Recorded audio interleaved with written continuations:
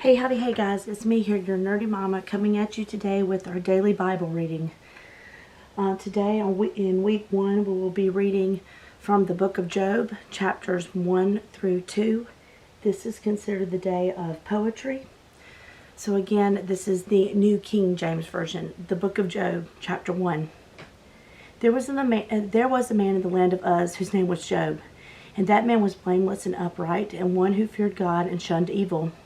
And 7 sons and 3 daughters were born to him. Also his possessions were 7,000 sheep, 3,000 camel, 400 yoke of oxen, 500 female donkeys, and a very large household, so that this man was the greatest of all the people of the East.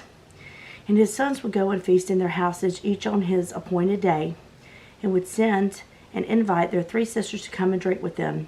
So it was, when the days of feasting had run their course, that Job would send and sanctify them, and he would rise early in the morning and offer burnt offerings according to the number of them all. For Job said, "It may be that my sons have sinned and cursed God in their hearts." Thus Job did regularly. Now there was a day when the sons of God came to present themselves before the Lord, and Satan also came among them. And the Lord said to Satan, "From where did you come?" So Satan answered the Lord and said, "From going to and fro from the earth, and from walking back and forth on it." Then the Lord said to Satan, "Have you considered my servant Job, that there is none like him on the earth, a blameless and upright man who fears God and shuns evil?" So Satan answered the Lord and said, "Does Job fear God for nothing? Have you not made a hedge around him, around his household, and around all that he has on every side? You have blessed the work of his hands, and his possessions have increased in the land. But now stretch out your hand and touch all that he has, and he will surely curse you to your face." And the Lord said to Satan, "Behold, all that he has is in your power. Only do not lay a hand on his person." So Satan went out from the presence of the Lord.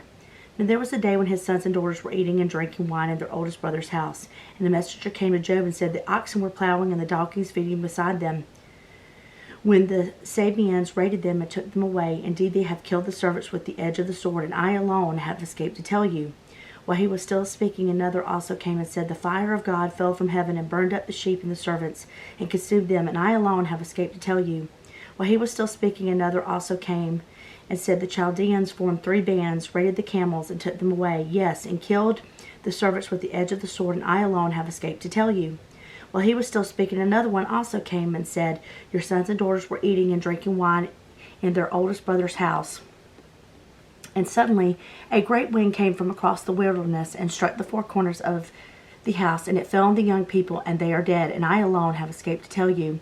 Then Job arose, tore his robe, and shaved his head, and he fell to the ground and worshipped, and he said, "Naked I came from my mother's womb, and naked shall I return there. The Lord gave, and the Lord has taken away. Blessed be the name of the Lord." In all this Job did not sin nor charge God with wrong. The book of Job, chapter 2. Again there was a day when the sons of God came to present themselves before the Lord, and Satan came from among them to present himself before the Lord. And the Lord said to Satan, "From where do you come?" Satan answered the Lord and said, "From going back and fro on the earth, and from walking back and forth on it." Then the Lord said to Satan, "Have you considered my servant Job? There is none like him on the earth, a blameless and upright man who fears God and shuns evil. And he still holds fast to his integrity, although you have incited me against him to destroy him without cause." So Satan answered the Lord and said, "Skin for skin, yes, all that a man has he will give for his life. But stretch out your hand now and touch his bone and his flesh, and he will surely curse you to your face." And the Lord said to Satan, "Behold, it is in your hand, but spare his life." So Satan went out from the presence of the Lord and struck Job with painful boils from the soles of his feet to the crown of his head. And he took for himself a potsherd with which to scrape himself while he sat in the midst of the ashes. Then his wife said to him, "Do you still hold fast to your integrity? Curse God and die."